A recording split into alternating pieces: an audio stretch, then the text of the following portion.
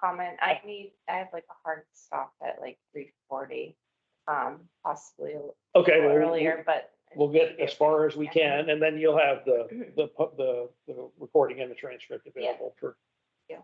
any of the public comments you don't get to hear. Any other comments on the agenda from board members? Okay, well, let's go into it then.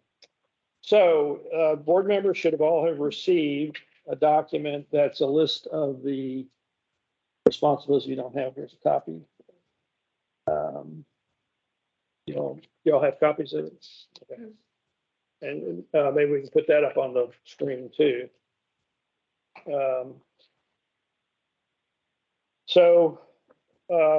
Like I said, I just came on board at the end of September, and one of the first things that I was told about, and actually I'd known about it before it came, about the Agriculture Innovation Board, and went in and started looking at the legislation and the law that established it, and cataloging all the things that the legislature expects this board to do.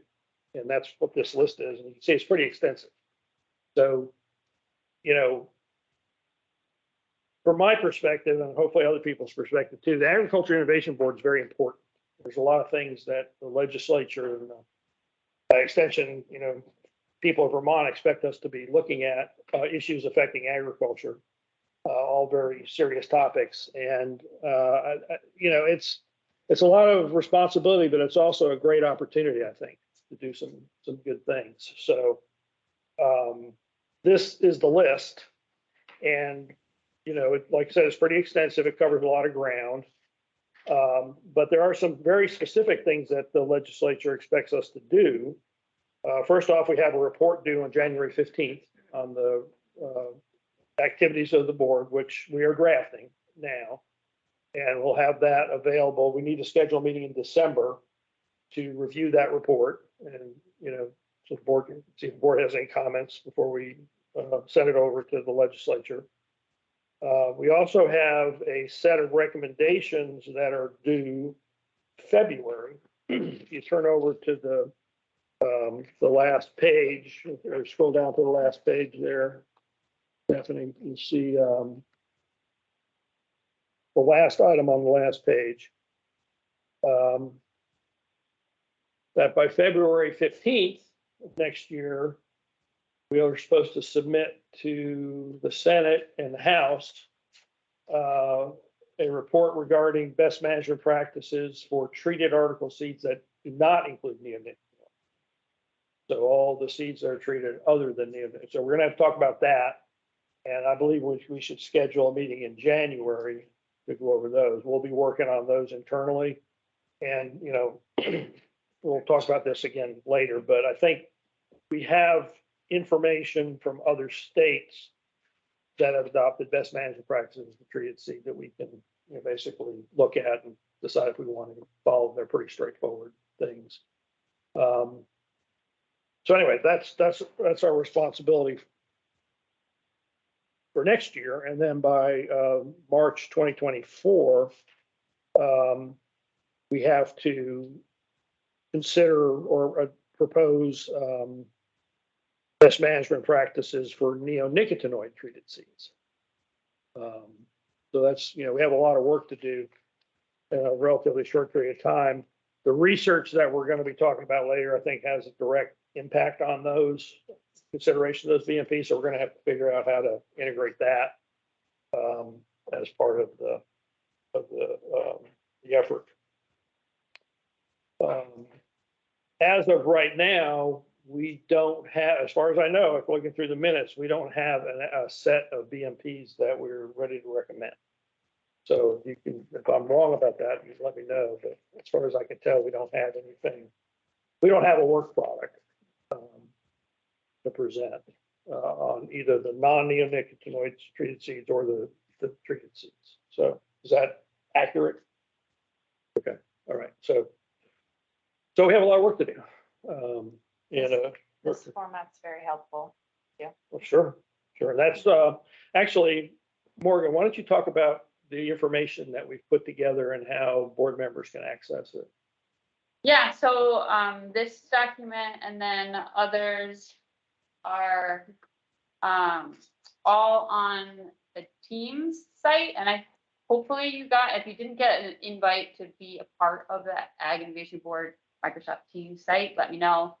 I know that there's some different settings that we need to do for people outside of the state government versus internally, so we can work it out if there's some hiccups in there. But basically, it's a platform for collaboration and communication. So all the files, like all the research papers that Terry provided earlier, and then also example BMPs from other states are all saved in the files there. And then agendas and meeting minutes will be saved there too, but those will also be posted on our website as well. And then anything that's basically coming from our legislative charges. So all these reporting requirements, and then we can use, if we choose, even like the project management side of Teams as far as tasks and things like that, as we work through more of the details of actually working through the reporting requirements that we have. Yeah, so getting comments, et cetera, et cetera. One thing I will say though, since this is a public board, any comments that get on the team site will be brought back at a meeting so everybody can see everything and, you know, everything's transparent, et cetera, et cetera. So, so any questions about that? And of course, we still have the website, things on the website. Also, any meeting documents, you know, any information will be available on the website also. Sorry, do we have a question?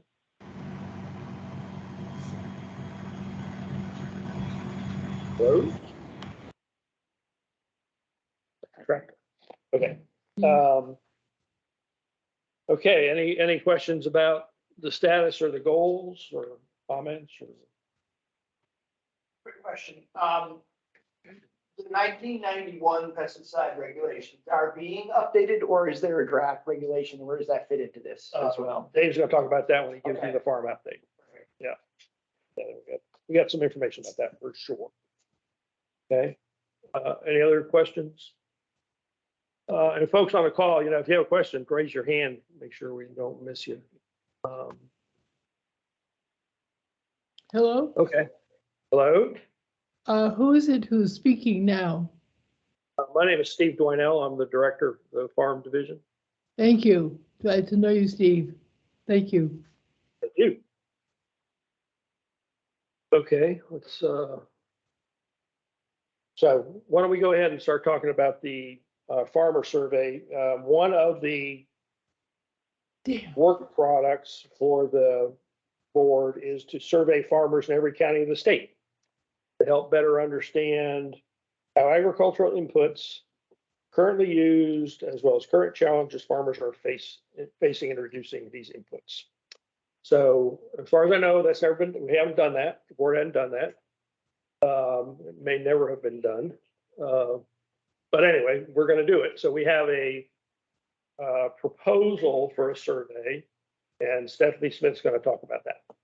Yeah, so part of the board's charges is to, as Steve said, but I'm going to reiterate, it's to survey farmers from every county in the state to help them understand how agricultural inputs such as pesticides, synthetic fertilizers, and plastics are currently used, as well as current challenges farmers face in reducing these inputs. And so we have a draft survey we put together to understand current practices, the challenges.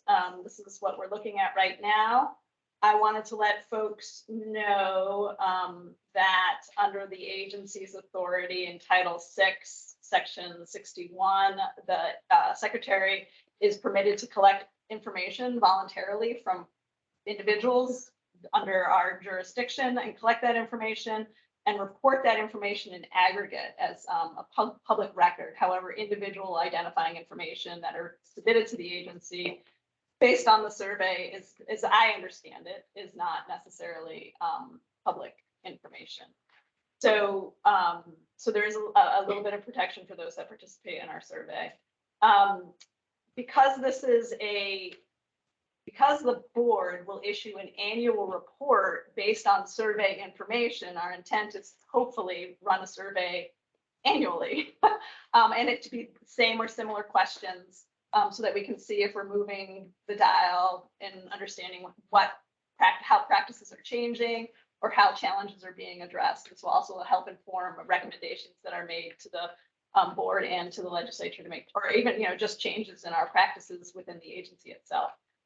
So to that end, we are actually looking for farm name and operator name, so that we can repeatedly reach out to them to try to get a sense of if we're moving the dial in any particular direction.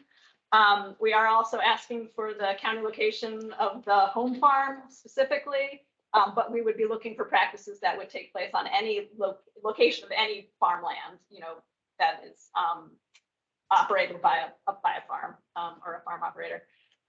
So this is our goal, to try to reach everyone or a farmer in every county. The other thing I wanted to mention is the distribution plan, as we currently are thinking, and we welcome feedback, is to reach out to the farms that we have email addresses for, that might be within the water quality database world. And we haven't actually asked this question yet of our partners within the agency, as well as produce safety, vegetable farmers, because we want to reach them as well. We would send direct link to this survey to those email addresses that we currently have in our possession at the agency. So as mentioned earlier, this is to look at pesticide use as well as plastics and synthetic use of synthetic fertilizers. And so we're asking some questions. I'm not going to go through every question. There's approximately 17 questions. There's a little bit of logic built into the survey. So if you answer a question a particular way, then another question pops up. This isn't active as we're looking at it right now. This is just a PDF of the survey. So like, what would persuade you to reduce pesticide use in crop production? So, and again, these are draft questions. We are looking for input. If you think we're not asking the right question or we need to ask it a different way, we welcome that feedback. So we have pesticides. We have questions about whether or not you use IPM. We have questions about what kind of IPM. And again, this isn't an exhaustive list. In this case, if you are answering the survey under question 7, if you click other, you would have an opportunity to actually fill in information and provide a longer format answer. If we didn't actually ask, if we didn't offer a particular multiple choice there. What would encourage you to practice IPM principles in the coming year? We just listed some potential incentives, education or money-based kinds of incentives. And then if you would purchase if you could, would you purchase a fungicide only treated seed? Yes, no, I don't know other. So what types of pesticides do you use, conventional or pesticides that are suitable for organic production? And then we asked about plastic that you use on your farm. And then when you're managing plastic, how do you do that? You take it to the landfill, you recycle at your solid waste district, you sterilize and reuse, we recycle with a market option. So there's that. And then we also say, like, if you didn't take it to a landfill, like, what would incentivize you to then take a different practice with that particular agricultural plastic? And then finally, getting to the end here, asking questions about soil testing to determine, do you perform soil tests? And then do you use treated seed? And what kind do you use? Synthetic fertilizer questions. We provide definitions that are used in the American Association of Plant Food Control Officials for both synthetic and natural. And we just provided a breakdown. We know that this probably isn't going to suit everybody, but it's the best way we can answer the question. So, best of your knowledge, closest to those choices. And then just, is there anything you'd like to add with respect to the survey? So again, the distribution plan is to use the context that the agency currently has. And what we plan on doing is sending a PDF of the survey to the board members to solicit feedback. I think the hope was prior to the next meeting, we would have that feedback. Yeah, and we'll talk about that. and we'll integrate it Yeah. into this survey. And now I guess we're going to take any initial Yeah. comments or questions. Yeah, so just so, just for clarification purposes, this is an opportunity for the board to comment on the survey, which we're supposed to do. there'll be an opportunity to look at it, outside this meeting and bring your comments back. We're gonna have to schedule another meeting here in December anyway. And, hopefully, get it in a form that most people can live with, and we'll send it out hopefully before the end of the year. So with that, who has questions or comments? And I know I just whipped through that. So if you had a particular plastic topic, pesticide topic, or fertilizer topic, I can. So really, again, this is for the board members. There'll be an opportunity for public comment at the end of the meeting, but for board members, what kind of questions or comments do you have? So Ryan has his. Okay. Go Okay. ahead, I guess Ryan. just initially, what's the best way for us to give you some feedback? Would it be through email or our Microsoft channel? I would say email. Okay. That'd be easier to integrate and keep track of. And email to Stephanie. Or Morgan. Yeah. So, and actually, I should have mentioned this. Morgan is gonna be sort of the main contact for the board in terms of supporting the activities and communication. So anytime you have a question, of course, you can contact any of us, but if you send it to us, we'll send it to Morgan anyway, so you might as well just send it to Morgan to start with. So, anyway, yeah. Okay. My initial comments is just seeing it all pretty quickly here. I think the questions look good and they're thoughtful. I guess I always worry about surveys. I know personally when I get surveys, unless there's an incentive to do it, I may not. Yeah. So just being honest, so just wondering like what the wording is gonna be when this goes out to people to kind of let them know that it's important, but also it doesn't seem,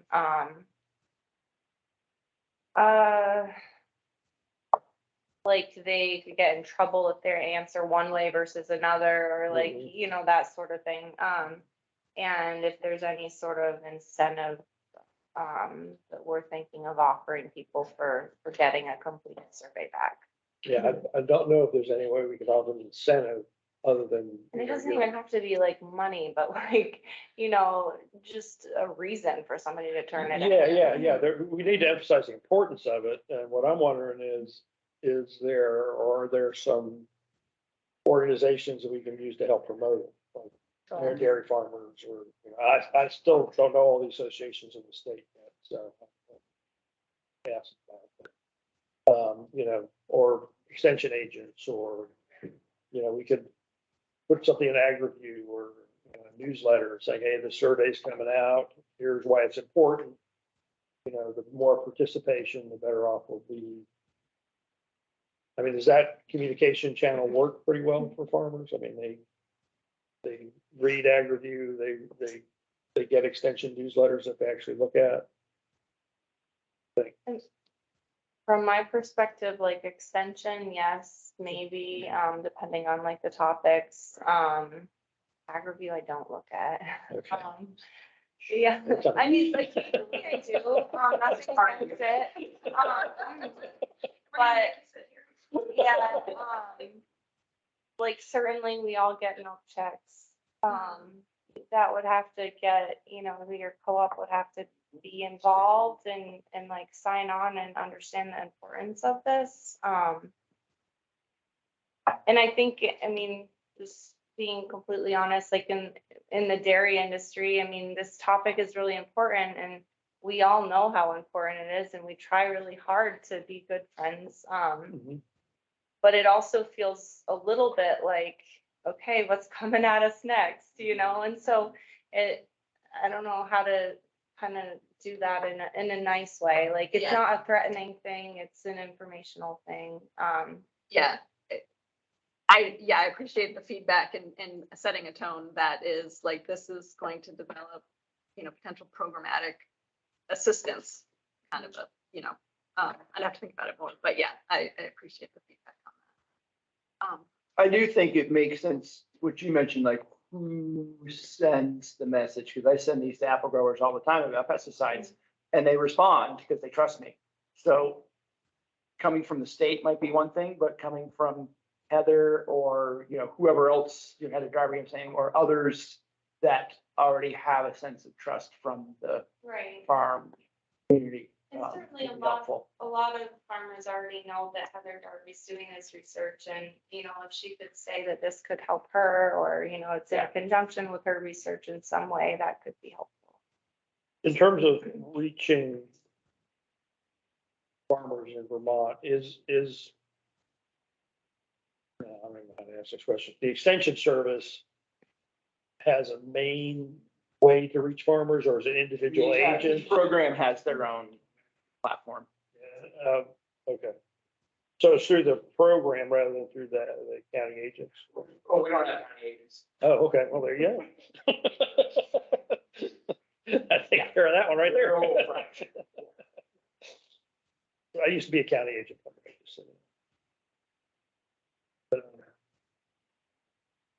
Late. But I mean, there are communication channels that Extension has that pretty much will catch most every farmer in the state one way or another. And if it doesn't, NOFA would be the other partner or others, you know, there are other groups that can reach out to other. So extension programs and NOFA.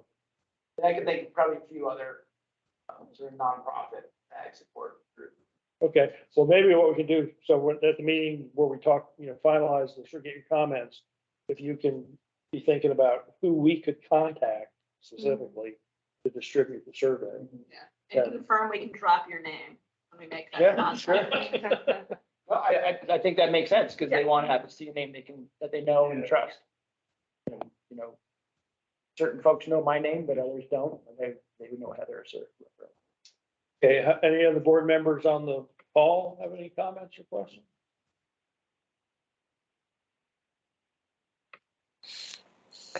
I put in the chat that for the vegetable and berry growers, it would be the Vermont Vegetable and Berry Growers Association and Vern Grovinger for extension. And no for Vermont too. Thank you. Yeah, so we will sort of compile that list when we finalize the survey and have, you know, decide what mechanisms we're going to use.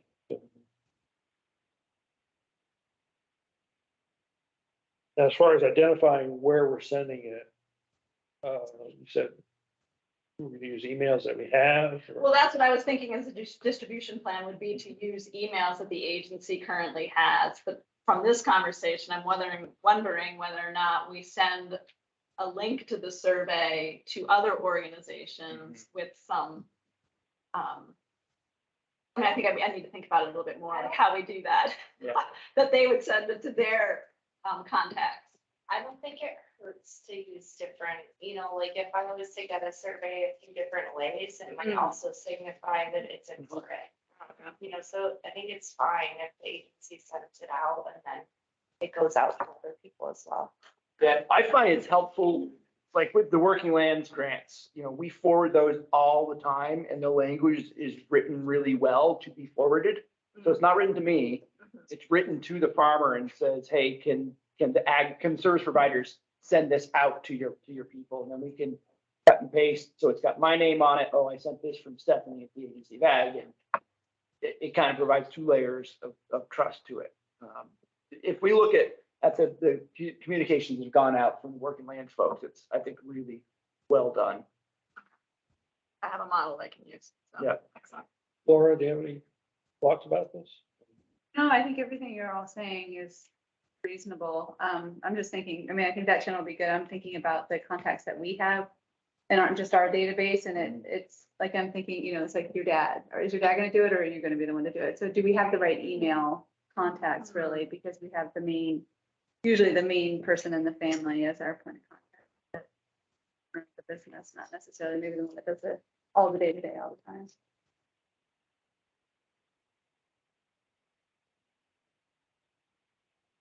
And then there's always snail mail too. I mean, you haven't talked about that, but there's definitely a lot of people who still, I forget the survey, it was a couple of years ago, it was talking about the organic farms. A fair number of them, I want to say like 30% didn't have email, which I thought was kind of shocking, but or regular access to it. So there may be other ways to get that out.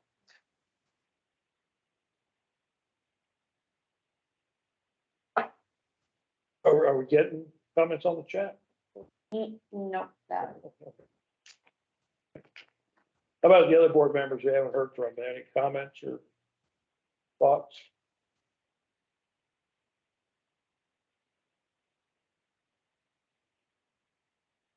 Well, don't be shy when I send this email out. Please comment. I've got a list of them just from what I scribbled down with what's on the screen. I'll wait till the specifics and it comes out, but I do have one question. And I just looked through the enabling legislation. I understand where the pesticides and plastics come from. Why is it that we're singling out synthetic fertilizers? Yeah. I can't answer that. No idea. I mean, it was in the legislation. It was obviously. Well, such as this and that, so I get it. I wonder whether or not we want to capture the scope to what, although your office does a lot of non-synthetic, meaning mostly manures primarily, or other such base fertilizers. I think we may be missing a big chunk of the fertility that's applied to fields if we're not catching it, unless we think it's already being caught through other mechanisms. That makes sense. So adding a question is what you're. Yeah, saying? yeah, well, you know, instead of highlighting strictly synthetic fertilizers, you ask about fertilizers and then maybe split it out. Okay. In terms of what people use. And again, maybe that doesn't make sense because a lot of folks who are using manure-based fertilizers are already through some type of regulation, are subject to it, although a lot of the small farms. Yeah, well, it's not about regulation. This is about practices. But that's measured through the regulation, at least on medium and up, and small farms collect the data, but don't necessarily submit it, right? Not at the detail level. Yeah, Yeah. yeah. So if we want to catch any of that detail, I just think that's one piece, if we want to look at the whole scope, that might be useful.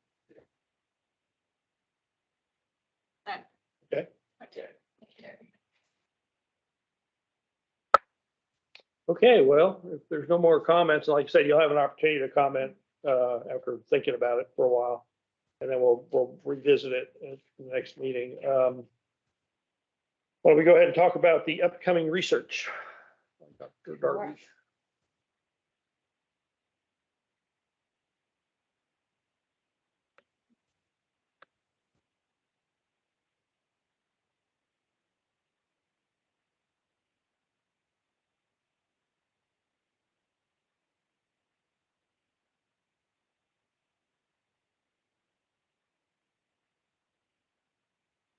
All right, so Heather wasn't able to join us today, so I'm just going to talk through and introduce her upcoming project, and we can kind of discuss any questions or follow-ups we have for her, and then our plan is to invite her to future meetings for updates on the progress of the project or to address any of our specific questions if we need her to. So Heather and her team earned an EPA Pesticide Environmental Stewardship Program grant for their proposal to learn more about a more sustainable approach to neonicotinoid seed treatments.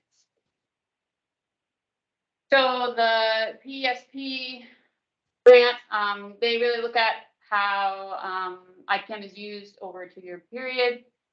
So the objective of this project is to provide farmers education and experience with scouting and assessing action thresholds for early season pests and row crops. So with that knowledge, it's hopefully the farmers can make more informed decisions as to whether neonic treated seeds are needed to prevent crop losses. So the project will give hands-on training to over 250 farmers. So that is representing about 225,000 acres of row crops. And it's on how to scout and determine if pest levels are high enough to make neonicotinoid seed treatments necessary. And so then a subset of 30 of those 250 farmers will receive one-on-one technical assistance with that scouting and figuring out action thresholds.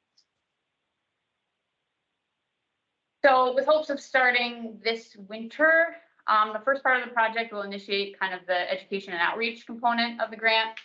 And that's going to start with creating scouting protocols and action threshold fact sheets for soil pests of corn and soybeans in the region. And that's hopefully for this winter coming up. And then it will continue with training at the 2023 No-Till and Cover Crop Conference. And that specific training is going to focus on IPM strategies for those soil pests in corn and soybeans.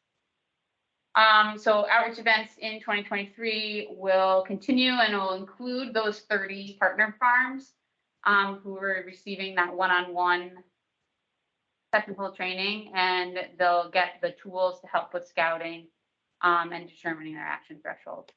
And lastly, there's going to be a webinar series as part of the grant, again, focusing on the soil pests of corn and soybeans, and also just really working on all the IPM strategies that are available to reduce that kind of the current prophylactic use of neonicotinoids. And that will be throughout the 2-year project. Question. Yes. This might go to the previous slide. Yeah. Do you know if the plan here is to develop new thresholds or to use existing thresholds from other that are used in other areas? I don't know. So Okay. I read her whole thing and it doesn't say establishing new ones, but So it's probably the old one. yeah, so it's a good. But Because that would take another 2 years anyway. right, I would think. But we'll call it out and make sure that we follow up with her.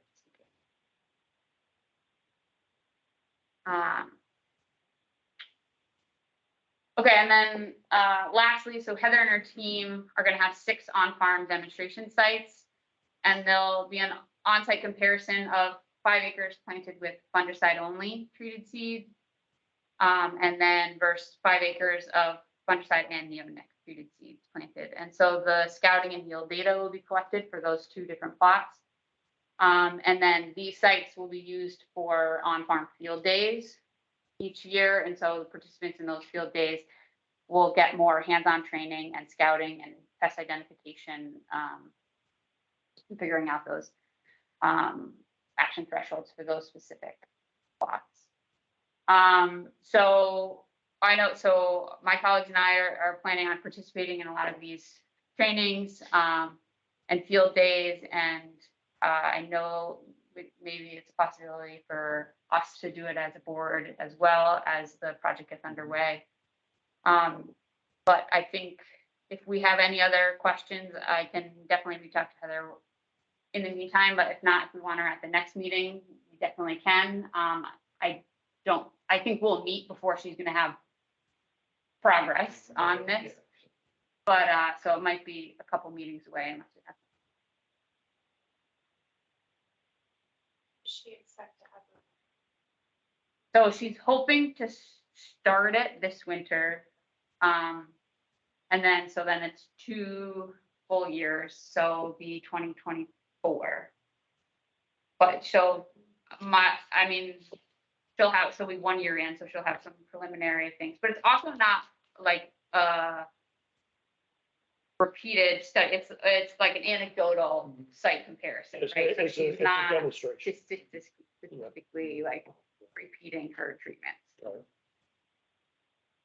Yeah, but it obviously addresses one of the main topics that the board was created to address, which is neonicotinoid treated seeds and best management practices. So, there are other studies in other states and other projects in other states that can give us information, but this is specifically for Vermont, the Vermont conditions. So it's the most pertinent It's study. too bad with the timing, like there's no way if we have to get back before March of 2024, our things are just not gonna be, Well, that's, one preliminary year. yeah. yeah, and that's something that, we'll have to talk about as a board, how to deal with that. There may be some options. I mean, if you look back at the list of things we're supposed to do, we are, we can recommend studies. Number 8, we can recommend studies necessary for the performance of functions. And recommend propose an annual budget. provides ideas for funding sources, new programs. So we have I mean, it's obvious that the board has sort of a long-term role in developing these things. So I don't, looking at it that way, I don't know if the March 2024 is a drop dead date for everything we're gonna do, right? We have to have something to give them, but it may be, this is just me talking, it may be, hey, we're still working on it, here's some ideas, but we need this additional information, you know what I mean?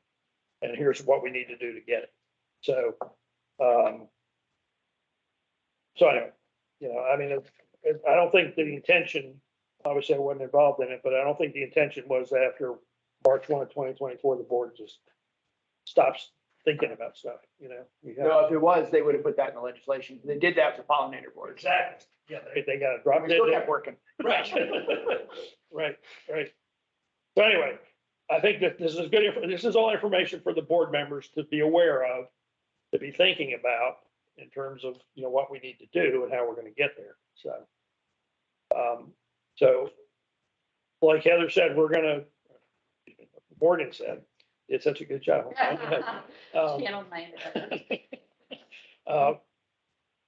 We're going to bring Dr. Darby in, probably multiple times to talk about this and what's going on out there with the seed treatments. So we're just sort of starting the process. And something else to be aware of is the funding actually hasn't arrived yet. EPA has taken a year to do this. So it's not like, so anyway, there's that too. All right, any other comments from the board? Questions? At the risk of being the big mouth. Yeah. One thing I think we want to be able to voice when the board, meaning probably the people in this building, but also those of us who are out in the community, talk about this particular part, because a lot of us are seen as the neonic board, whether we like it or not, much like the pollinator committee was sort of seen as the neonic committee. We want to voice that it's this is a long-term project. It's a long, I should say medium term, shouldn't be long-term. The other piece is, I think about in the time that Heather, and I want to put this all on Heather's shoulders, or credit, give it all to Heather, but a lot of it is the time that Heather's been in extensions, roughly the window where Vermont's adoption of some form of conservation ag, mostly relating to cover crops, went from 0 to 60 or whatever it might be in terms of those aren't real numbers, but substantial increase in adoption. 2 reasons. There was a carrot approach that Heather adopted and other extension folks adopted, showing the benefits of using cover crops, and then became the stick of wraps. If you don't adopt cover crops, we're going to make you. At some point, where I'm hearing here is developing tools to convince farmers that the neonic treated seeds may not be needed. Farmers are always going to have that nagging thing in the back of their head. Well, it's only $5 more for the bag. Actually, it might be $5 less for the bag of seed that's treated versus not treated. It's cheap insurance. Nothing's telling me not to. So I know that the bugs aren't there, but I'll do it anyway. And so we need to be thinking about like what matters in terms of moving this forward. Yes, we can show people how scouting works, but then we need to always be thinking about moving that forward with either incentives, ideally incentives are the best thing, or the stick approach if needed. And that's something I think, again, that's medium term. That's a year or 2 out, but I think that there's some notion that this board, and in fact, the BMPs are potentially, depending on how they're worded, could serve as that stick. And so we need to just be thinking about how the other pieces of that beyond the education to make this move forward.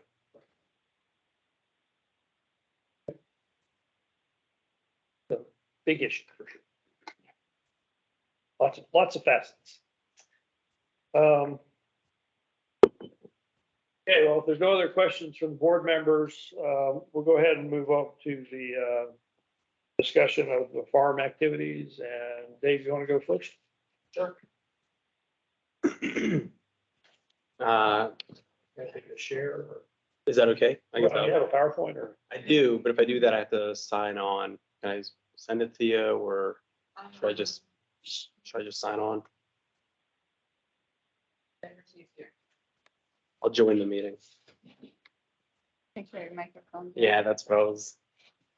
Last button on the list.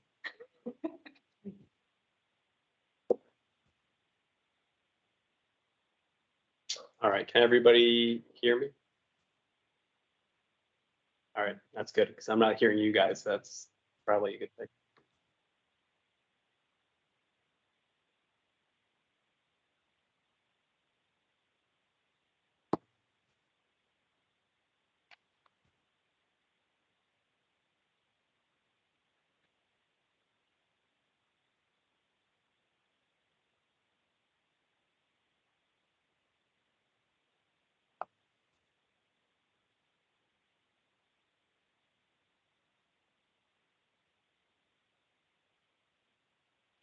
Um,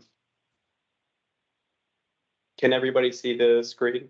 Pesticide rule updates? All right, perfect. All right, so I'm going to go through a couple of items as it pertains to the 1991 pesticide rules and what we're doing as far as amending them. Terry, if you have any questions at any point, let me know. If anyone else has any questions, also please feel free to jump in. No, Terry. So I'm Dave Huber, Deputy Director for the Farm Division, and we are in the midst and the process of updating the 1991 pesticide regulations. On the slide here, that first link, and we'll make this available on the AIB Teams channel, so the links do work. But this first one here is a link to our original 1991 rule. I think it's from August 2nd, and let's just double check. All right, it works. It works on my end, so I'm glad that that works. The next link is a link to the public comment page that the agency has put up on our website. The public comment page also provides a roadmap to anyone who wants to take a look. I'll share my screen as to what that looks like on the website shortly, but essentially it tells the story of where we are in the formal rulemaking process, along with links also embedded in that to show anyone who wants to take a look what the most recent filing set looks like and what the most recent iteration of the rule looks like. I'll go back to that in a little bit. Here's some background information. I know I only have 15 minutes or so, so I've put together like 30 slides. We're not going to get through all these slides. I apologize for the font, but feel free to take a look at this at your own leisure. But basically, what's going on is we have two things that we're running concurrent to each other. The EPA told all the state lead agencies, and those are the agencies that are in charge of being co-regulators with the EPA on pesticide regulation, because we're all co-regulators. Each state is a co-regulator with the EPA. We have to come up with our own plan as to how to best utilize the pesticide program. And all states have to have a plan that meets or exceeds the federal requirements. We were very fortunate in that while we were going through updating this plan, we were also updating the rule. Because of that, we were the first state in EPA Region 1s, that's Vermont, New Hampshire, Maine, Connecticut, Massachusetts, and Rhode Island. We were the first one to get it all the way through the entire process with a signature from EPA headquarters that approves the plan.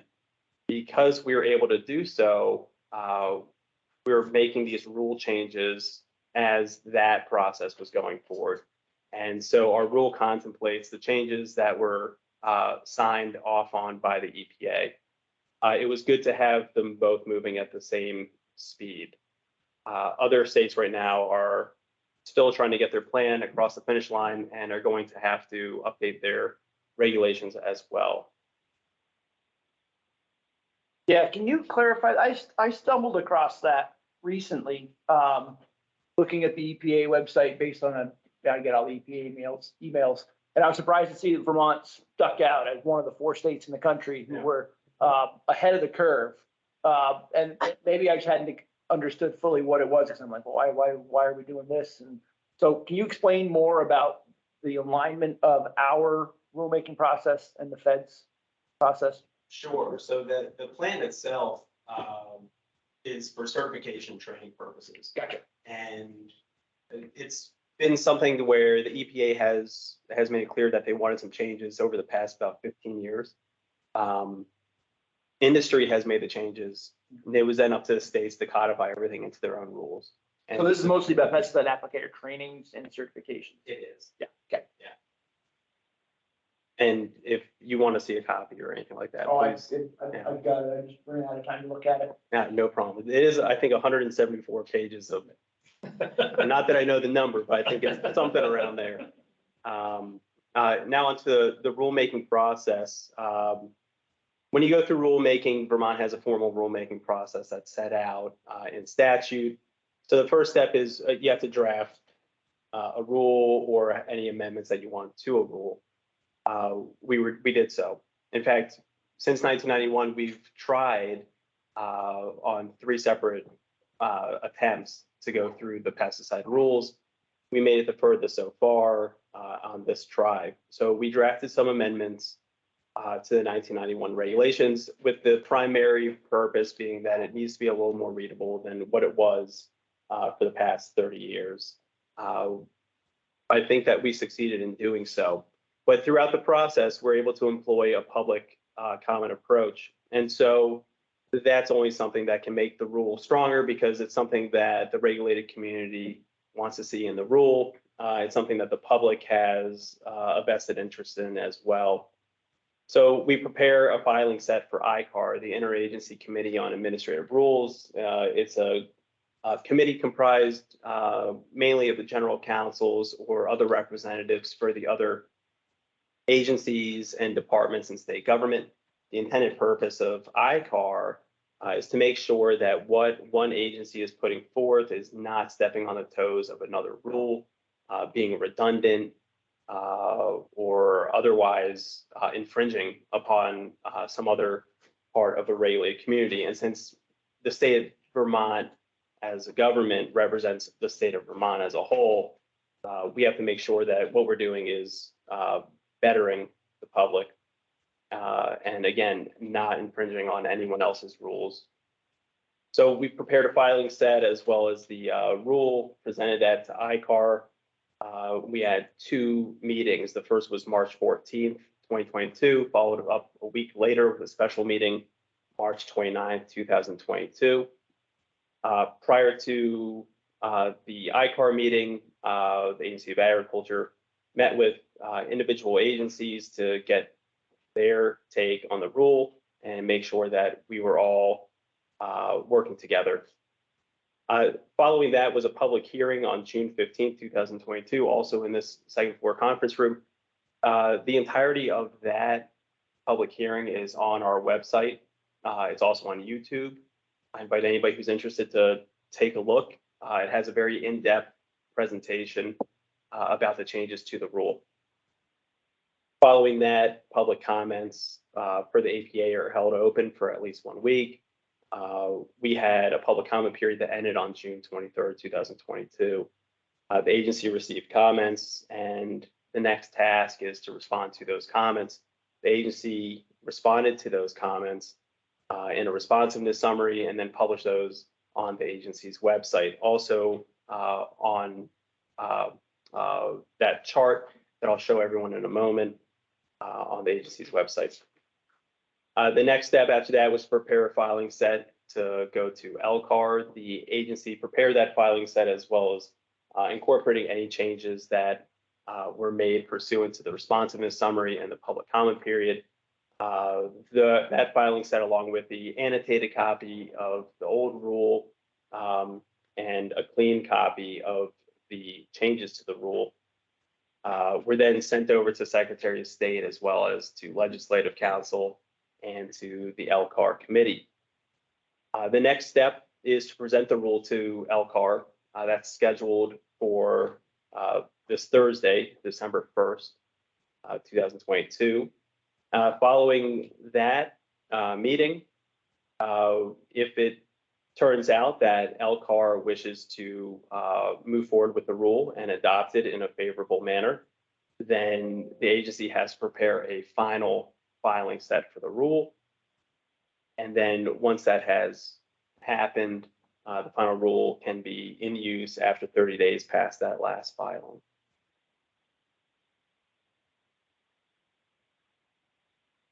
Does anybody have any questions about the process for formal rulemaking in the state or where the rule is right now? Okay. Can you summarize in simple terms, the biggest changes in the proposed rules from 91? Bullet points? Oh, nice. Move on to number Get that 5, action figure bring me. summary of amendments. Yeah, I know, you set me up for that one. That was pretty good. So this goes section by section. And everything that you're looking for, I think, is going to be in italics. So we can breeze through these because otherwise this might constitute another hearing if we go through it. But we've gotten rid of the by permit only. For federal RUPs, there's nothing that's changed. For states, the rule creates a requirement that Class A state restricted. You have to have the product label statements and potential for dirt to be considered. Class B, no longer classified 100% of total active ingredient.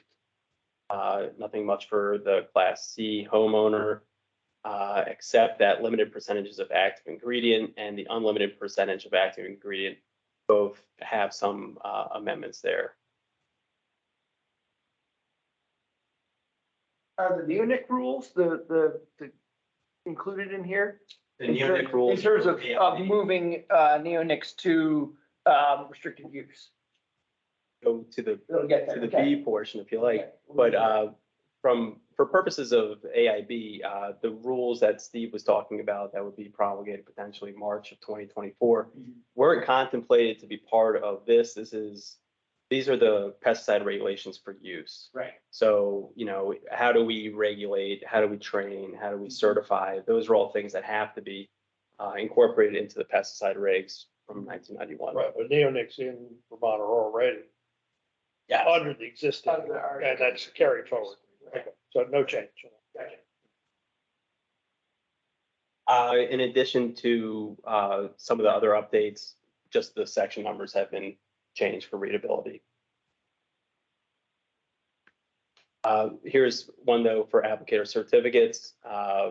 You now have to be at least 18 years of age before you can apply for certification. And you cannot use a restricted use pesticide without proper certification. Some more information for private, commercial, non-commercial, and non-certified.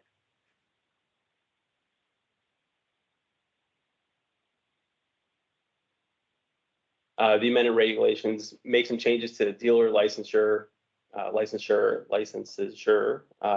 such as prospective dealers are limited to 3 opportunities to pass an examination in a 12-month period. Licensed dealers are required to notify Agency of Agriculture of a termination in employment, change in employment or retirement, or unfortunate death. Dealers' licenses may be renewed without examination, provided there are no changes in any circumstances.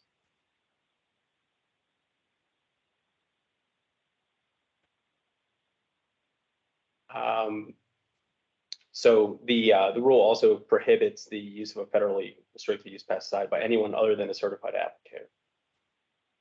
That's one of the other big changes. Yeah, you can't work under your employer's license. pollinator protections. This rule took into consideration the 2017 pollinator protection report. There was a section, I think it was page 5 of that report, that specifically spoke to changes that would be used in any upcoming Agency of Agriculture pesticide program rule or regulation as it pertains to pollinator protections. And so we took the committee's recommendations for that section for regulations and put those into the draft rule here. So the rule now includes a notification requirement to apiculturists with established apiaries on site prior to applying to flowering crops. Persons applying pesticides that are highly toxic to bees will now be required to apply during periods or conditions of least exposure. There has to be additional buffers from pollinator foraging sites, and they have to avoid applications of fungicides to pollinator attractive plants when in bloom. For the permits, we've made a couple of, oh, sorry, Claire. Sorry, if we go back, just thinking about the additional buffers from pollinator foraging sites. Is that this sort of thing, those are like registered, or could you get a notification that, by the way, this is now a pollinator foraging site? For honeybees, Brooke Decker is in the room with us. She's a pollinator health specialist. In order to have a registered apiary in the state of Vermont, you have to register with Agency of Agriculture. We do have a map that shows all the registered apiary locations, and that will be put up on the website for the public to see. And if you need any help with pollinators as it pertains to a managed livestock like honeybees, Brooke is go-to person. Are you asking like the size of the buffer though? Or, I'm because it just doesn't wondering, say like- explicitly, but I don't know if this is a summary. or- This is great. Yeah, Like as a farmer, we sometimes will get, notice in the mail about a neighbor's well, and, you should adjust your buffers according to the well and things like that. And I'm wondering if this is the sort of thing where we could just be notified that now there's a pollinator, sorry, I don't know the correct terminology. Apiary. And now you need to change your practices as the SNAP exists next to you. I'm wondering about those sort of. yeah, I don't think, well, it's not in effect yet, so I think we'll probably have those conversations. I know other states use, certain programs for watches. So we luckily do have registration, so we know where the apiaries are, but I think probably communicate as best we can. That is gonna be an issue that comes up, anyway. Yeah. No, definitely. And as Brooke said, this is not in effect just yet, but once it is, we're gonna have to go through the policy to make sure that it's something that works for. Because it should protect them, but that it should also protect existing landowners that are managing in a certain. No, it makes sense. Yeah, I think communicate, from what I've heard in other states where, they use programs like this, communication is key, right? So I think that's kind of where my mind is, how we can move forward, because no one wants to put each other out of business, right? Or like harm anyone else, so the communication, I think, is key here.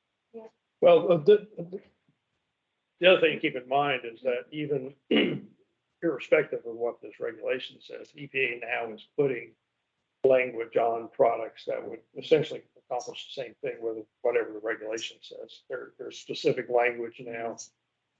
And it's, the B-Box, and there's additional language coming down the pike that's gonna impact that anyway. The ability to use products when pollinators are visiting flowers, so it's just a matter of timing. Also, your farm, most dairy farms are applying this type of pesticides in like a broadcast. Yeah. Oh, yeah. These are highly toxic. But they may if they stop using neonicotine. Right. It's all fluid, right? It all affects everything. Yes, it always changes. It's a good intersection of the rule and the. But the label doesn't address the, like, proper, like your property, like a pollinator storage site, right, which is the buffer that you were talking about, right? I think that's where you were. I think, yeah, be concerned too if you're gonna lose 100 feet of your crop because of pollinator habitat, yeah. All right. Got 7 more minutes. Well, we got some other cool stuff. Some more permits have been added pursuant to this regulation. But one of the things that I think was an immediate thing that happened here was on our right-of-way permits. We posted those online for public comment. The agency for the Farm Division has never posted permits online before. And so this was a really good way to get public engagement on the right-of-way permits, and also just a good thing for the agency to have as far as putting it all transparently on the website. Golf course permits also are going to be getting a little bit of a facelift. And this will be creating the terrestrial invasive species control permit. There's some new notification requirements for outdoor turf or ornamental applications. That's what you would historically think of when there is a dwelling unit in a condo or an apartment, and as well as indoor applications for multi-unit residential dwelling units. So if you think of a condo, you've got the outside as well as the inside.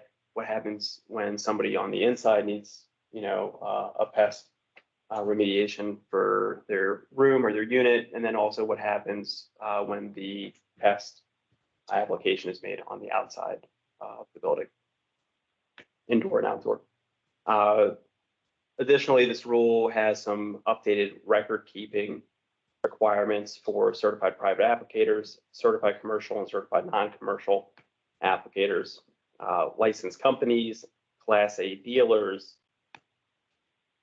and certification standards have also been updated, as well as updating and creating a couple of new categories.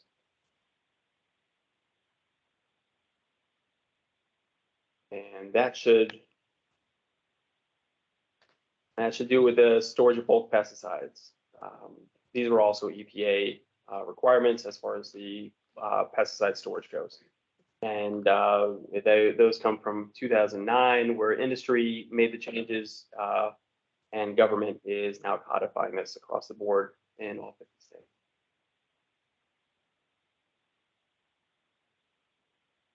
And some updates were also made for disposal, adding clarity and some additional provisions for the management of pesticide containers prior to disposal.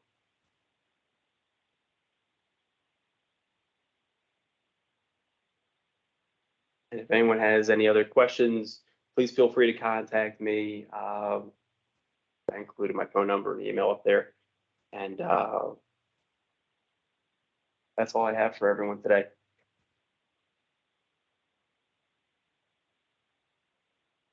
Any questions for Dave about the rule? Yeah. Oh, when would that go into effect? If everything goes the way it's supposed to, when would it go?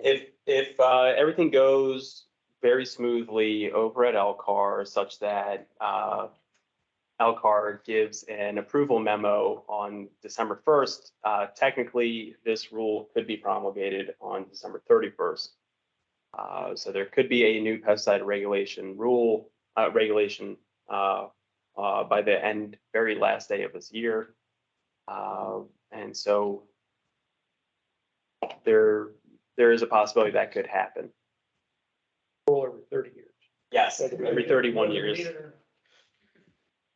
I'm gonna make a suggestion, since winter grower meetings are coming up, that the agency plan on sending someone to the apple grower meeting, the veg grower meeting, all the different meetings. Can you send me a list of all the meetings? Because I only know mine. Okay. So, but there's others. I know a few others, but is there any kind of information about? There should be. upcoming meetings? I'd like to start attending some of them. yeah, but this is the time to get to inform growers that Yeah. these are coming down the pike. The other thing I think it would make sense from a public relations standpoint is for the agency to highlight that the 2017 or 18 pollinator recommendations are being put into action, because we constantly hear they aren't. And this is a piece where you can say, you know, I think we're up to like 90% or 95%. Highlight that, and that would, I think, go a long way to addressing some of the chatter. Sure. Well, one point of clarification is that there are a lot of recommendations in that Yes. report. Oh, I know. The recommendations that were taken into consideration for the purpose of this, again, I think are page 5, where it specifically says Yeah. for any upcoming pesticide regulations. Right. Okay, Stephanie, I don't have myself. So I'm gonna go to the head of the table so that the oh, good idea. camera can see me and folks on the phone. I talked about the survey earlier, so now you can see my face. My name is Stephanie Smith, and I'm Assistant Director with the Public Health and Ag Resource Management Division, and I mentioned that earlier. But I'm here to talk about what we're doing within the realm of seeds within the agency. So the agency actually is responsible for registering seeds annually. Actually, we're responsible for registering seed distributors, and seed distributors are a person who purchases, repackages, and sells seeds. And so individuals that do that, either in the state of Vermont or nationally or internationally, that are shipping into the state of Vermont, must register with the Agency of Agriculture. And we are in the process actually of hiring someone to help us with this. We currently do register seed distributors, but we haven't had an active practice of reaching out when people become are no longer active, or distributors are no longer active, to reach out to them to see, you know, oh, did you mean to register this year, for instance, or ask other questions for that matter. As a part of the process, we do also have the responsibility to review labels, to check out, to see if the packages of seeds are appropriately labeled, or that a slip of paper that outlines the requirements for that bulk seed purchase, that it meets the requirements of the agency. We currently, however, actually I'm getting ahead of myself. I wanted to mention that the registrations for seed distributors are from January 1st to December 31st. So we're actively in the process of registering seed distributors at this point in time. That registration period opens up on November 15th. The cost to be a seed distributor is $85. And that's just the base fee. So additionally, depending on how many tons of seed that you sell, there's an additional $10 per ton of seed sold in Vermont. So there's an additional charge associated. And that goes to a tonnage report that I'm going to talk about in a little bit. Currently, the agency has 113 active seed distributor registrants across the United States. And I noticed in Canada as well. I don't know if our reaches go beyond the borders of North America, but they may. And then there are 21 distributors that are specifically located in the state of Vermont. We do not register or regulate seed retailers. So an agway that's retailing seeds on the shelf, we don't register them. I mean, we know that they do it, of course, and we can, of course, pick up packaged seeds and check their labels for the actual distributor. But we do not regulate those bricks and mortar kind of stores that sell seeds. So the reporting requirements, we have 3 reports that are due generally in a year. One is the tonnage report that I mentioned. It has to be filed annually on or before January 15th. And it's reporting on seed sales in the previous year. I also mentioned there's a $10 extra charge per ton of seeds that are sold. Another report that we do is we have a GE. We have a report with respect to the types of genetically modified seeds that are sold in the state of Vermont. Included in that report, you have to list the traits of those seeds. And the distributors are required to report this. Those are due on February 15th. And we do have a breakdown, like generally what we see are herbicide tolerant or seed resistant are the 2 traits that we see common, or the only 2 traits we see that are reported to the Agency of Agriculture. In 2021, 687 tons were sold, which was down from about 1,200 tons sold in 2020. So a big difference there.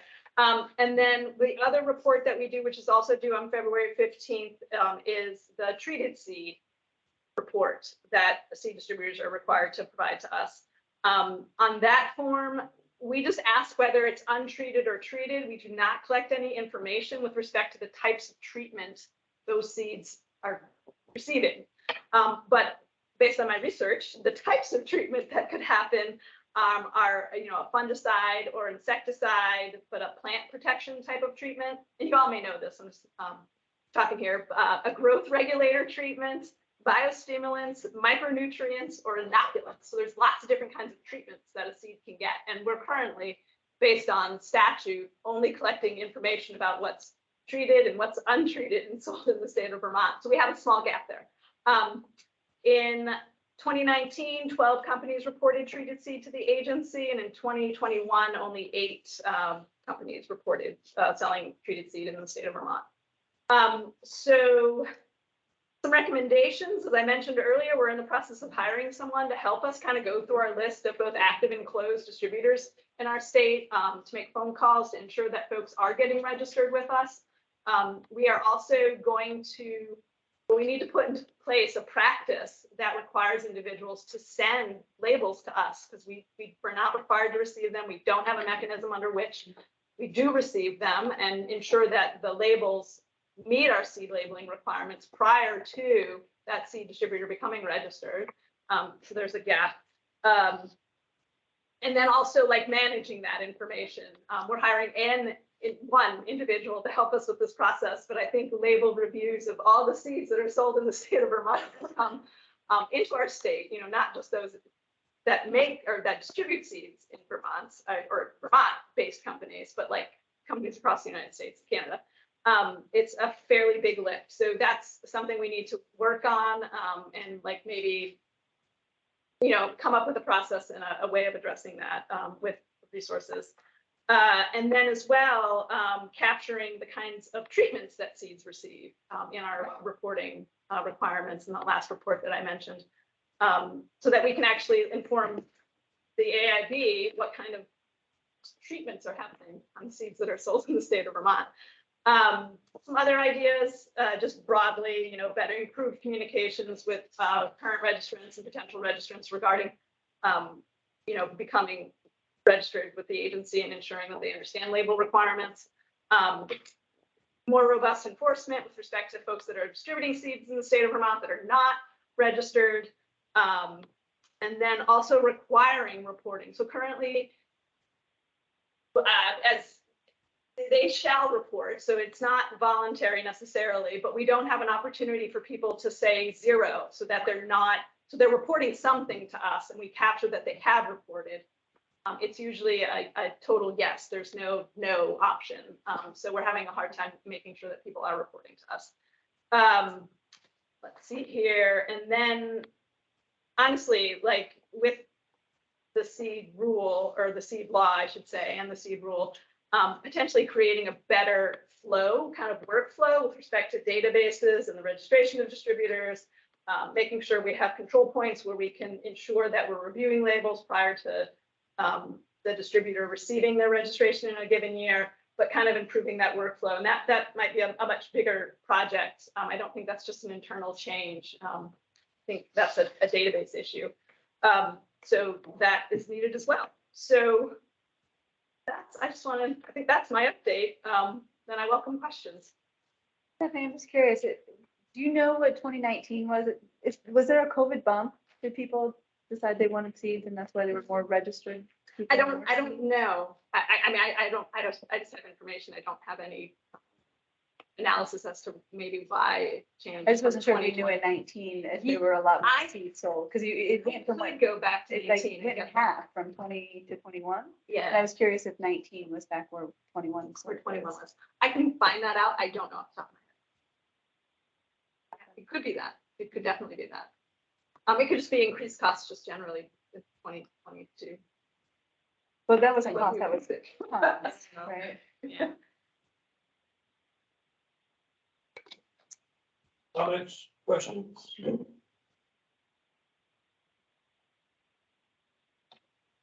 Sorry. Stop. Oh, absolutely. Mind if I share my screen again? Uh, To show everybody, the table on the website. Sure. Okay. And we do, yeah, we do have seed reports that go back years. I just don't have that information on it. So Dave, you're gonna share the seed report from 2019? Okay. Is that what you're doing? I was gonna share the, public comment, chart that I had discussed at the, Oh, okay, never mind. Well, before you do that, Dave, let me just make a comment. So obviously, the whole issue of making recommendations regarding seed, we have treated seed, we also have genetically engineered seed, or, charges for the board. So we need a lot more information, I think, about seeds. So that's one of the things that we'll be working on, is getting better information about seed distribution in the state of Vermont, what's being distributed, how it's being treated. The other thing is that, like I mentioned, the EPA is starting to look a lot more closely at treated seed too. They're actually, for their response to the whole issue of endangered species, impacts of pesticides on endangered species, they're taking a closer look at treated seed, and they're have proposed adding specific language on treated seed labels relative to pesticides that will be enforceable by pesticide regulations. So there's a intersection there that we're going to have to be aware of and manage. So anyway, that's just something to be aware of. Do you have an idea, like percentage wise, treated seed versus untreated or sold in the state? I can get that information to you. But just in conversations with folks who are handling seed, it's almost all treated. That's For what my field crops. understanding Yeah. is. Yeah. But it opportunities for non-treated. So It costs more to have it not treated. Yeah, the options for treated are like, there aren't a lot of options for a treated side. As soon as it is, yeah. One thing I think is important, somewhere in my notes, I forget what this was referencing, I think I do the survey. I found it interesting, I forget if it was in this board or somewhere else in my discussions. The question on the survey, whether or not it's treated seed and what type of treatment you use, you'd be surprised how many farmers don't even know what's on their seed, don't know whether it's treated or don't know what is on there and really don't care. And I don't say that to disparage anyone. It works and it's cheap and it's just another piece that's on there that helps give them a certain amount of insurance. But that information isn't always explicit. It might be on a little fine print on the tags. But that's something that I think the data capture, as you highlighted, has got some holes, and the net's got some big holes in it. Yeah, so for labeling, right, this is what I did. I was answering like, I don't know, but treated seed any type. And there's like the standard requirements for what needs to be on a label. Additionally, it must state that the seeds have been treated, the common chemical name of the applied substance, any cautionary statements if the substance is harmful to humans or vertebrate animals. The substance is toxic, a poison statement or symbol must be on the label. If an inoculant has been used, the date of the expiration of the inoculant must be on the label as well. So those are the additional. I would say it's pretty obvious that they're treated. I mean, I would hope that people would know that it's treated, but what it's. What is treated with, I with, think, is the bigger question. is yeah, and I think you're absolutely right, because they're not necessarily sure. Yeah. Right. Okay, Dave. All right, perfect. And I hope folks are reading the label when it comes to stuff like this. The label is the law, that's pesticide law 101. And I don't think any meeting we have talking about pesticides will be complete without saying, read the label. Just as a disclaimer. So I just want to show this website here. This is on the Agency of Agriculture's website. And this is specific to public comment for the pesticide program. Here is some verbiage at the top about the public process and also about the Vermont regulations for the control of pesticides, the 91 regs. Right below it is an embedded video of the public hearing. You can also watch it on YouTube by clicking that. You know what, a million hits now? 35, I counted. 30 of them are. Yeah, 30 of them. You're catching up to me in views, Terry.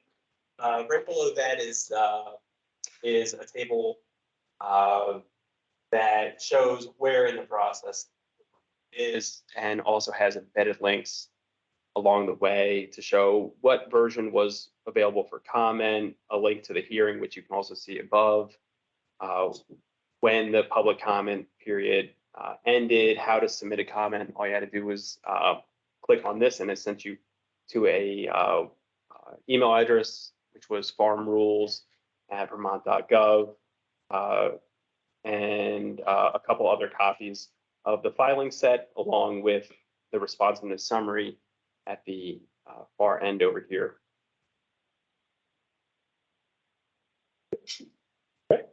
Thank you. Okay, so we are actually 30 minutes ahead of the schedule. So, yeah, does anybody need to take a quick break? Bio break? Okay, all right. All right, let's keep going then. Let's talk about the AIB work plan and meeting schedule. Before I do that, though, there's something I forgot to mention earlier, which is that when we're looking through all the records of the meetings and everything, one of the items that, as far as we know, wasn't accomplished was actual formal appointments of the board members. So under the statute, members are supposed to be appointed by the secretary for a period of 3 years, with the exception that we need one person initially appointed for 1 year and one person initially appointed for 2 years. So I guess there's some, succession type stuff. So that's one of the things we need to do. So we'll take care of that, assuming everybody still wants to serve on the board. We'll be working with the secretary to get appointment letters to you, so that you're formally appointed to the Agricultural Innovation Board. Also, if you are not a state employee who's being compensated for membership, then you're eligible for per diem reimbursement for travel. So, and if you need that, let me know, we'll get that to you. The only thing that we need to do today is I need to volunteer for a 1-year appointment and a volunteer for a 2-year appointment. You get reappointed after the 1 year, 2 year period. So I need volunteers. When are you expecting your appointments? Well, we'll talk to the secretary, hopefully in December. Want to just make it a calendar year? Well, we could, I suppose. It doesn't matter. It's the appointment date to appointment date. It's not it's an anniversary date, not a calendar date. So the day of the appointment is effective for a year or 2 years. I would volunteer for the 1-year appointment, Wendy Sue. Okay, great, thank you. The 2-year. And then after the appointment's up. You get reappointed. I'll volunteer for the 2-year. 2-year, okay. All right, great, thank you. Yeah, there's no restrictions on No. number of reappointments or No, this. as far as There's something on, says 3 times in statute, isn't there? Does it? I know. In this statute? I didn't catch it. It might be, I don't know your stuff so well. but 9 years is probably more than enough. That's a lot.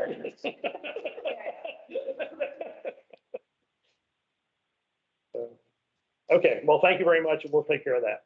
So with that being said, then we need to talk about the work plan. And my proposal for the board to consider is that we focus initially on finalizing the annual report and then finalizing the recommendations for the non-neonicotinoid treated seeds. Question for that. Since all the discussion has been about the unit treated primarily, are we assuming that this is gonna be easier? Or should we not make that assumption, since there's really been no discussion? We haven't had anybody come in and present on, the effects of fungicide treated seeds in the soil or just anything like that.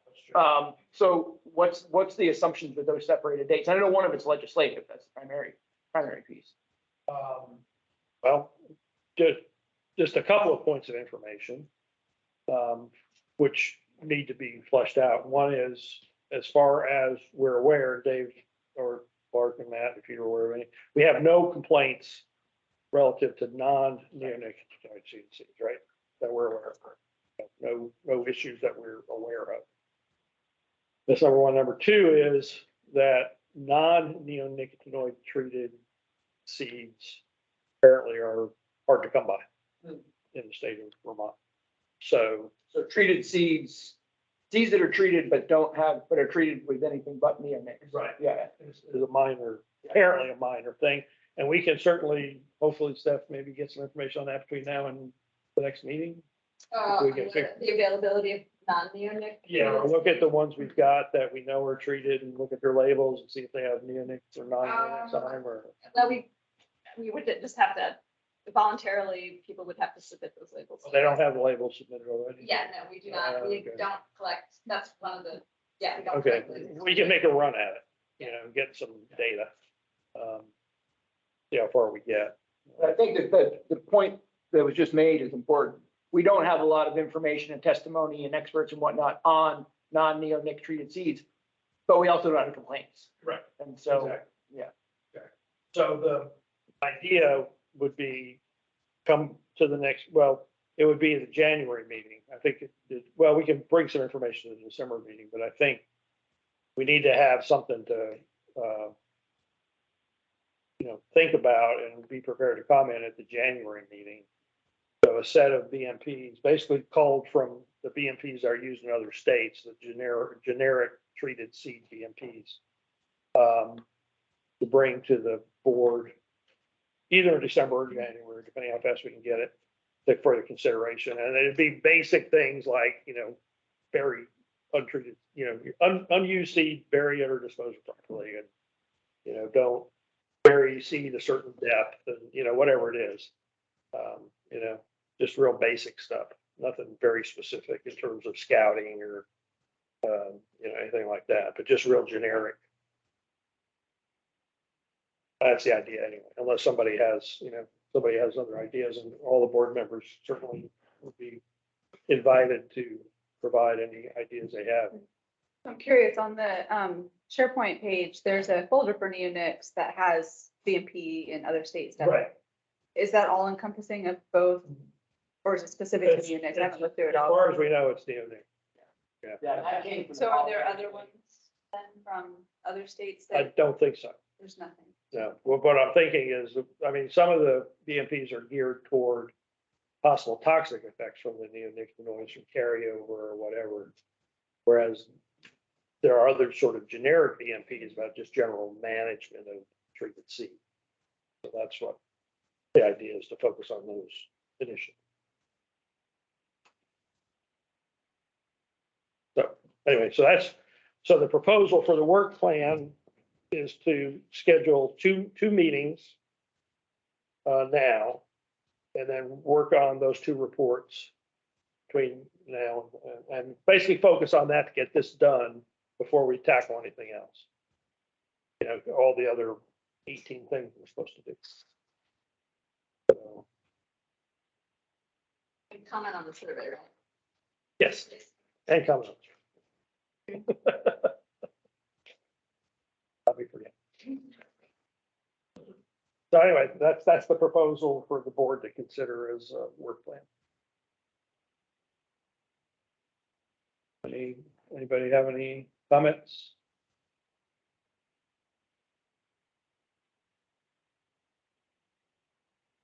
I guess I'm curious, there's some older meeting minutes in the folder. Right. Sort of what has already happened with the board since this is my first meeting. There were discussions about primarily, well, from what I read, the board members should probably answer that question. We haven't done a lot yet. Initially, we kind of got together and had an intro. And then it was like, this is what we want to focus on.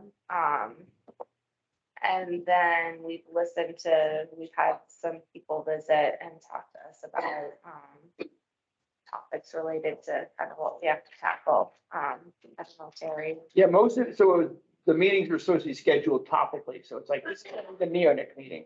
That'll be the glyphosate meeting. That'll be the plastics meeting. We didn't get past the neonic meeting. We had testimony given from various folks for the neonic meeting. The first one was kind of lackluster, a little one-sided, and, you know, it wasn't a robust discussion. So we suggested, well, let's bring in some more people. So the neonic thing stretched out a little further. And then that's kind of about when things paused. What did we have, 4 meetings, maybe? 4 meetings. Yeah. Right.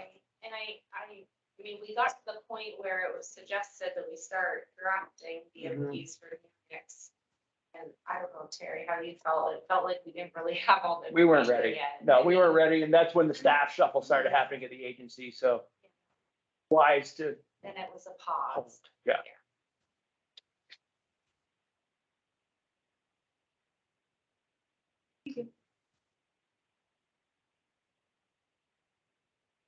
I uploaded the PowerPoint presentation to the Teams website for everybody to take a look at.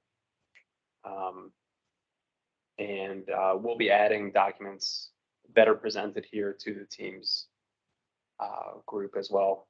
And also the agency website. So any other comments or, you know, I mean, what do you guys want? Do you want to follow that plan for now and then see where we end up? And then in January, we can sort of plan further. Yeah, I like this idea. I think we're going to have a lot more credibility going forward to the public if we take an issue, deal with it, and then go to the next issue. Right.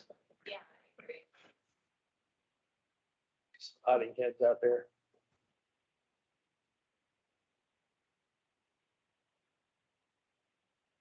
Okay, well, if that's okay, if that's what folks are comfortable doing, we'll formalize that into a, you know, an email that, or, you know, a statement is what we're going to do. We just, at this point, then we need to schedule the next 2 meetings, December and January. And one thing I just want to explore, I guess, I mean, is this an effective way to meet here in Montpelier for 3 hours? Or is there a better way to do this? Do we meet somewhere else where more people can attend?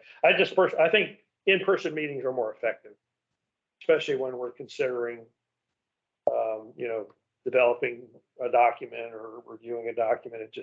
You know, it's easier to communicate when you're all in the same room as opposed to somebody, you know, some people in the room and some people on the phone. So, Montpelier is very convenient for me, but I'm willing to travel and if there's a better spot. okay, what are folks on that are out there on the phone? What about meeting locations? What is there a place that would be Yeah, better? Steve here. I can definitely make a better effort to attend in person next time. And Montpelier is fine. Montpelier is great. I think it's probably pretty central for most folks. Okay. This is Ryan. Montpelier works for me as well. Okay. Yeah, this is Earl. Montpelier works great for me, just not today. Okay. Okay. Well, we're going to pick a day that hopefully works for most folks, and we'll keep here in Montpelier. I don't like this room. This is a terrible meeting. Another one, so I want to ever use for meetings. We'll look around. We might be. Not just building. No, maybe not this building, but. It looks a lot better than it used to. You don't remember that. It used to look battleship. Yeah. Oh, really? Dungeon-esque. It's Yeah. lovely. Right, Mary now. I just don't. Well, Randolph, Yeah, we have a great lab in Randolph. I like that meeting space. I only have met once in there, but It's a beautiful it's building. big and Well, we'll send out a survey to the members and we'll kick it around. Okay. So with that, let's think about one other point is a 3-hour meeting good? Should we go over a longer meeting? Or not longer, okay. Okay, so 3 hour, we'll keep it with that 1 to 4 format. How about, what's a good day to meet in December? Are Mondays good? Or middle of the week better? End of the week?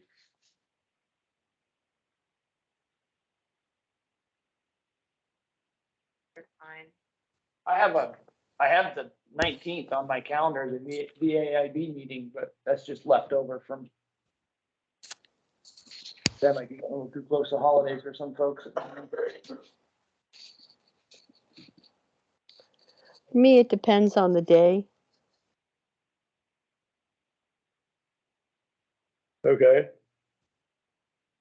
That one, But, that- you could do one of those polls to see when people can meet.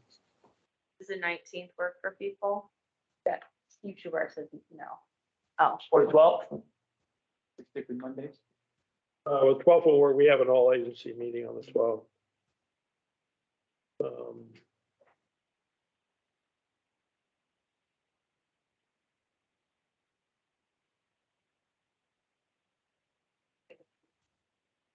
Microsoft Suite of products. Mondays are always good for me. Monday afternoons are good for me. Monday afternoons. Yeah.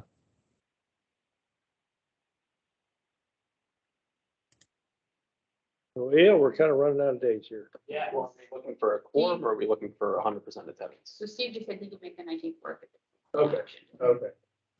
I guess we'll stick with the Sorry. 19th then. Thank you, Steve. So let's shoot for December 19th. We'll stick for the afternoon and we'll consider a possible other meeting location nearby Montpelier. Does that work? Okay. Now we should probably go ahead and schedule January too, because we're gonna need a meeting in January. And the next one would be January 16th on that schedule. Yeah, that's the hold I have. January 16th? Still have them? Yeah. I actually had it for the 23rd. I don't know. There was a shuffle that happened somewhere along, there was like a second set that came out. I don't know. I can do the 16th. I don't know if it affects anybody, but that is marked. Are we closed that day? Is that a holiday? Okay, so 23rd. 23rd. Okay, so January 23rd, so it'll be December 19th and January 23rd. We'll be sending you things to look at and agendas and documents to review between now and then. Is there anything in particular, other than the topics we've been talking about, that we'd want to put on the agenda for either one of those meetings? Anyone's aware of? I think, again, what would be, I'm coming kind of late to the game, so I appreciate that, but just anything I can read, that would be helpful information. Right. So there is some stuff there, but this is sort of new for me to Yeah. catch up with. Well, we can talk about it. I can give you background documents.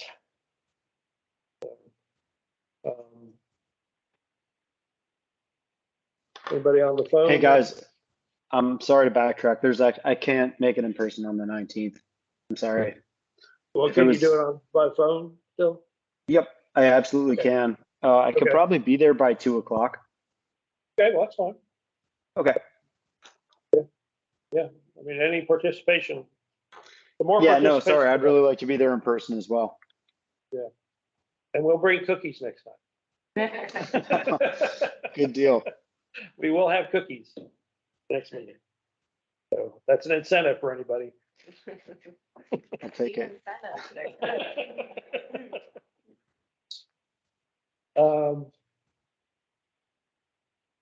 Okay. Well, I think that's, unless there's something else we want to bring up right now, I think we can go ahead and move to public comment. And then wrap up the meeting a little early. Way early. Always appreciate it. We had quite a few people who had to leave at 3 anyway. Oh, that's true, that's true. Yeah, Efficient is good. yeah, that's wrong, yeah. Okay, well, we can open it to public comment then. If you have a comment, if you'd identify yourself and tell us what your comment is. Go ahead. Go ahead, Cynthia. Sylvia. You're muted, Sylvia.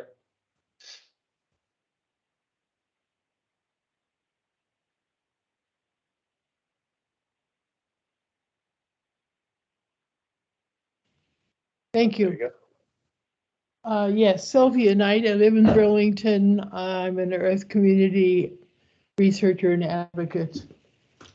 I have been looking at, well, I'm aware that the U.S. Geological Services did some testing in Lake Champlain along the Vermont coast in 4 or 5 locations and found neonics in the water. And right now I don't have the data in front of me. I have sent it to Steve Dwinell.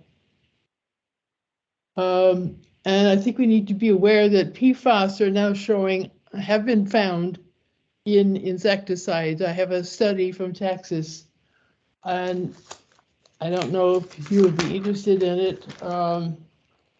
Imidacloprid had 13.3 milligrams per kilogram of PFAS, and malathion had 17.8 PFAS in it. And I think the amount of use that those two have in Vermont, it means this is significant exposure to the aquatic community and human communities. So I'm hoping that somehow you can devote some time and thought to what it means to have PFAS in our pesticides. I would also ask all of you to look at the glyphosate fact sheet that is on your website on in the pesticide page, which now is contradicted by decisions from the Ninth Circuit Court of Appeals. I have addressed this in a letter to Steve Dwinell. And we find that the credibility of the statements in that fact sheet troublesome in regard to research that's been done on glyphosate in the last 10 years, 20 years, and the decision by that court that vacated EPA's statement on human health. So I would hope that you would re-examine that statement and possibly remove it from your website until it can be more in accordance with findings of the court and international research on glyphosate. So I will look forward to hearing what you guys come up with in the next months. And thank you for working on these issues. And that may be all I have to say for today. Thank you very much. Thank you. Thank you for your comments. Any other members of the public who wish to make a comment?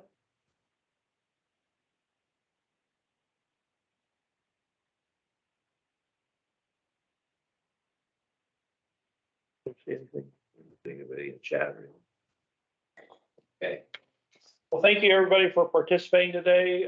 We'll move forward with what we've outlined today. And again, anytime you have questions, either contact any of us and we'll answer them and we'll move forward. So thank you very much. And now we're adjourned. Thank you. Thank you. Thank you. Great. Well, that was good. Thanks.